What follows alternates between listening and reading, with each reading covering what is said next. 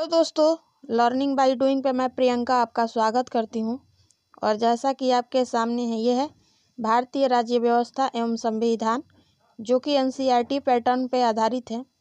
दोस्तों, अगर आप हमारे चैनल पे नए हैं तो वीडियो को लाइक कर चैनल को सब्सक्राइब कर दें, ताकि डेली के आने वाले जो वीडियो हैं वो आपको ईजिली मिल सके। तो सबसे पहले इसमें जो हम बात करेंगे वो है भारतीय संविधान का विकास कैसे हुआ। तो दोस्तों, संविधान शब्द की उत्पत्ति लैटिन शब्द कॉन्स्टिट्यूरे से हुई है, जिसका अर्थ है प्रबंध करना, व्यवस्था करना या आयोजन करना होता है। थोड़े से आगे चले दोस्तों, तो सन 1895 में बाल गंगाधर तिलक ने स्वराज विधेयक का प्रारूप प्रस्तुत किया। इसके बाद सन 1934 में ईस्वी में जवाहरलाल नेहरू ने भारतीय संविधान के निर्माण के लिए संविधान सभा की गठन की मांग की। ठीक है, आगे थोड़े से चले हम दोस्तों, तो इसमें जो बात किया गया है वो है भारतीय संविधान के ऐतिहासिक विकास का काल 1600 ईस्वी से प्रारंभ होता है और इसी वर्ष इंग्लैंड में ईस्ट इंडिया कंपनी की स्थापना हुई थी। और ईस्ट इंडिया कंपनी की स्थापना एक चार्टर एक्ट द्वारा की गई थी। कंपनी के प्रबंधन की समस्त शक्ति गवर्नर तथा 24 सदस्य परिषद में निहित थी। तो दोस्तों, इसमें सबसे पहले जो हम बात करेंगे वो है 1726 का चार्टर एक्ट। इसमें क्या बताया गया? तो इसमें बताया गया कि कलकत्ता, बम्बई और मद्रास प्रेसिडेंसियों के राज्यपाल एवं उसकी परिषद को विधायी अधिकार प्रदान किया गया। और अब तक यह शक्ति कंपनी के बोर्ड ऑफ डायरेक्टर्स में निहित थी। ठीक है, आगे जो बात किया गया है वो है 1773 का रेगुलेटिंग एक्ट। तो इसमें क्या बताया गया है? तो दोस्तों, इसमें बताया गया है कि इस अधिनियम के द्वारा बंगाल के गवर्नर को बंगाल का गवर्नर जनरल पद नाम दिया गया और कलकत्ता के गवर्नर को बंगाल, बिहार एवं उड़ीसा के लिए विधि बनाने के अधिकार दिए गए। आगे थोड़े से चले दोस्तों, तो बात किया गया वो है कि दीवानी अनुदान के फलस्वरूप कंपनी जैसे कि बंगाल, बिहार और उड़ीसा प्रांत की वास्तविक शासक बन गई। और इस एक्ट के द्वारा कलकत्ता में एक सुप्रीम कोर्ट की स्थापना की गई और कोर्ट को दीवानी, फौजदारी, नौसेना तथा धार्मिक मामलों की सुनवाई एवं फैसले का अधिकार प्राप्त हो गया। और इस कोर्ट में एक मुख्य न्यायाधीश और 3 अपर न्यायाधीश थे। आगे जो बात किया गया दोस्तों वो है कि सुप्रीम कोर्ट के निर्णय के विरुद्ध अपील प्रिवी काउंसिल में दायर की जाती थी। और इसमें आगे जो बात किया गया है वो है दोस्तों कि इसके प्रथम मुख्य न्यायाधीश सर एलिजाह इम्पे थे और अन्य 3 न्यायाधीश जैसे चैम्बर्स, लेमेस्टर और हाइट थे। ठीक है, आगे जो बात किया गया वो है इसके माध्यम से ब्रिटिश सरकार को कोर्ट ऑफ डायरेक्टर्स के माध्यम से कंपनी पर नियंत्रण सशक्त हो गया था। ठीक है, आगे हम बात करें आपसे, तो आगे जो बात किया गया वो है कि राजस्व, नागरिक और सैन्य मामलों की जानकारी ब्रिटिश सरकार को देना आवश्यक कर दिया गया। आगे जो है दोस्तों वो है पिट्स इंडिया एक्ट 1784 में आया। इसके माध्यम से क्या क्या परिवर्तन हुए, चलिए इनके बारे में देख लेते हैं।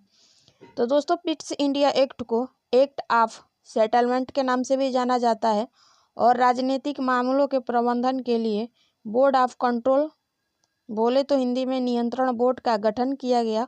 और इस एक्ट में के द्वारा द्वैध शासन की व्यवस्था आरंभ की गई और रेगुलेटिंग एक्ट की विसंगतियों जैसे ब्रिटिश शासन का कंपनी पर अपूर्ण नियंत्रण तथा भारत में कंपनी पर अपूर्ण नियंत्रण तथा भारत में कंपनी को कुशासन तथा उसके कर्मचारियों द्वारा किए जा रहे अन्याय आदि को दूर करने के लिए इस अधिनियम को लाया गया। कौन सा अधिनियम?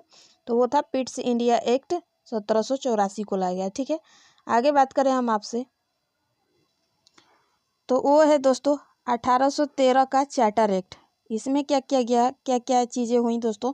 तो 1813 के चार्टर एक्ट के द्वारा कंपनी के भारतीय व्यापार के एकाधिकार को समाप्त कर दिया गया, किंतु उसे चीन के साथ व्यापार एवं पूर्वी देशों के साथ चाय के व्यापार के संबंध में 20 वर्षों के लिए एकाधिकार प्राप्त रहा है।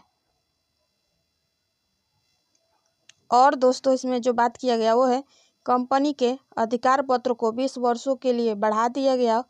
और इस राजलेख द्वारा सबसे महत्वपूर्ण कार्य बोले तो कलकत्ता, मुंबई और मद्रास की सरकारों द्वारा बनाई गई विधियों का ब्रिटिश संसद द्वारा अनुमोदन अनिवार्य कर दिया गया। ठीक है, आगे जो बात किया गया है वो है 1833 का चार्टर एक्ट। इस दौरान क्या क्या परिवर्तन हुए, चलिए इसके बारे में जान लेते हैं। तो दोस्तों 1833 का चार्टर एक्ट द्वारा कंपनी के व्यापारिक अधिकार पूर्णतः समाप्त कर दिया गया और इस अधिनियम के द्वारा देश में एक केंद्रीय शासन प्रणाली की शुरुआत हुई और बंगाल के गवर्नर जनरल को संपूर्ण भारत का गवर्नर जनरल बना दिया गया। और थोड़े से हम आगे चले दोस्तों, तो गवर्नर जनरल की परिषद में एक और सदस्य की नियुक्ति हुई जिसे विधि सदस्य कहा जाता था। और इस अधिनियम के परिणाम स्वरूप प्रथम विधि आयोग की स्थापना हुई और सर्वप्रथम मैकाले को विधि सदस्य के रूप में गवर्नर जनरल की परिषद में सम्मिलित किया गया और कंपनी के चीन से व्यापार तथा चाय संबंधी व्यापार के एकाधिकार को समाप्त कर दिया गया। और थोड़े से हम आगे चले दोस्तों, तो इसमें जो बातें किया गया है वो है कि इसने मद्रास और बम्बई के गवर्नर को विधायिका संबंधी शक्तियों से वंचित कर दिया गया और इसके अंतर्गत पहले बनाए गए कानूनों को नियामक कानून कहा गया और एक नए कानून को एक्ट या अधिनियम कहा गया। आगे इसमें जो बात किया गया है वो है कि चार्टर एक्ट 1833 ने सिविल सेवकों के चयन के लिए खुली प्रतियोगिता का आयोजन करने का प्रयास भी किया गया था। ठीक है, किसमें, तो चार्टर एक्ट 1833 में। ठीक है, आगे जो बात किया गया है वो है उसके बाद जो आया दोस्तों 1853 का चार्टर एक्ट।